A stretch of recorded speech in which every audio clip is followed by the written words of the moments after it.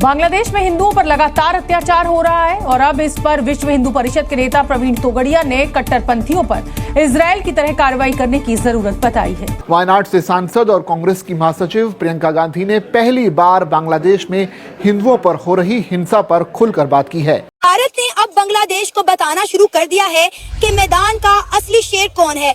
दरअसल पिछले कुछ दिनों से बांग्लादेश इंडिया को लेकर अपना असली रंग पूरी दुनिया को दिखा रहा था। जानबूझ के इंडिया के साथ बार बार पंगे ले रहा था।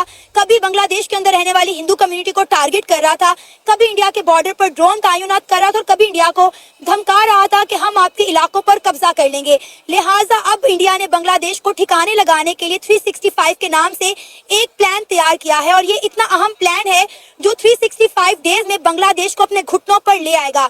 एक तरफ जहां बांग्लादेश में रह रहे हिंदू कट्टरपंथियों के निशाने पर हैं, तो वहीं अब सूत्रों के अनुसार कट्टर इस्लामिक और विवादास्पद संगठन जमात इस्लामी ने चुनाव में हिस्सा लेने का ऐलान कर दिया है। प्रियंका गांधी ने सोमवार यानी 16 दिसंबर को लोकसभा में इस मुद्दे को उठाते हुए केंद्र सरकार से हस्तक्षेप की मांग की।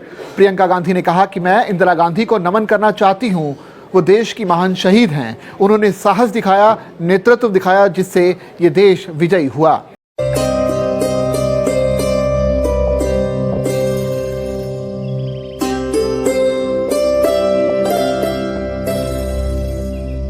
आज बांग्लादेश में जो अल्पसंख्यकों के खिलाफ अत्याचार हो रहा है, उसके खिलाफ सरकार को आवाज उठानी चाहिए।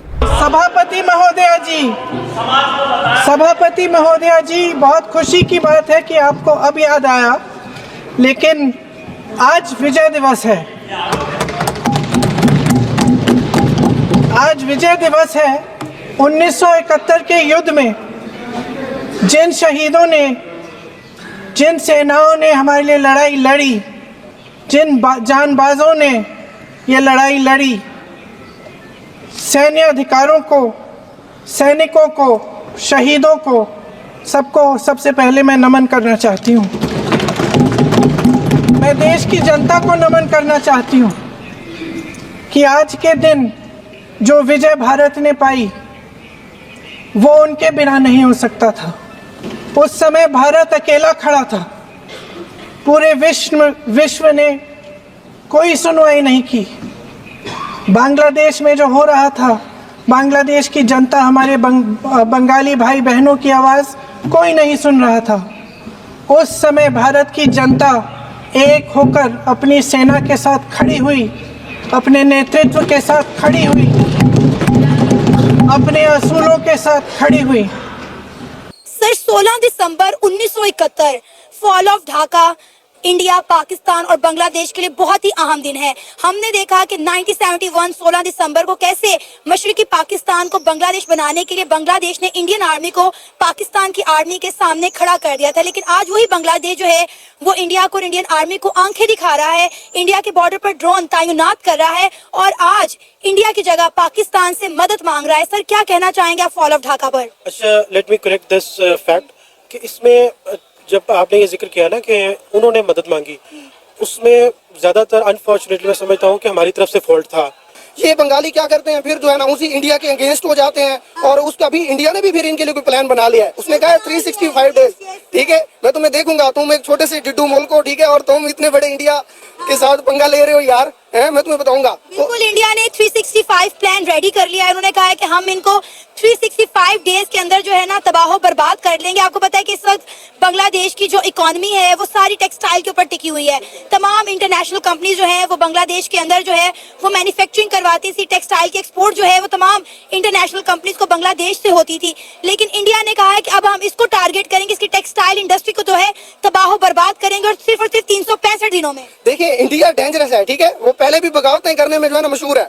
उसने पाकिस्तान में पंगा कराया था तो बंगाली उनके सामने क्या है, वो उनके खिलाफ भी कर सकते हैं। इनके अंदर फिर ग्रुप बनाएंगे, एक मुक्ति बानी 2 का दूसरा वर्जन, वो फिर इनके खिलाफ लड़ेगा, ठीक है। अब देखिए, ये जो खैर बंगाली जो अवाम है, अब उनका ये स्टांस है कि यार मुजीब को, उसको जो है ना, क्या नाम है, शेख हसीना वाजिद को जो है ना आप हमें बैक करो, और इवन शाकिब को भी कह रहे हैं कि पकड़ के लाओ, वो जो ICC गेम्स खेल रहा है। तो मतलब इस तरह से देखा जाए तो इंडिया इनको सबक सिखाएगा। बंगाली वैसे जो है ना ये चावल खाने वाली कौम जो है ना और मछली खाने वाली इवन जो है ना ये पर्सन की इनके हाँ पैदावार क्या है, ये जो है ना अपने आप को कुछ चीज समझते हैं और जो है ना कोई भी किसी भी कंट्री के खिलाफ हो जाते हैं। पहले साथ क्यों होते हो भाई, ठीक है, फिर आप एक ब्लॉक का हिस्सा बनते हो, दूसरे में जा रहे हो तो अगला तो उसके पास तो राज है ना आपके भाई। बिल्कुल बिल्कुल सर। अब इंडिया ने क्या किया है, इंडिया ने ये किया कि जितनी भी बांग्लादेश की टेक्सटाइल इंडस्ट्री थी उसको कैप्चर करना शुरू कर दिया है।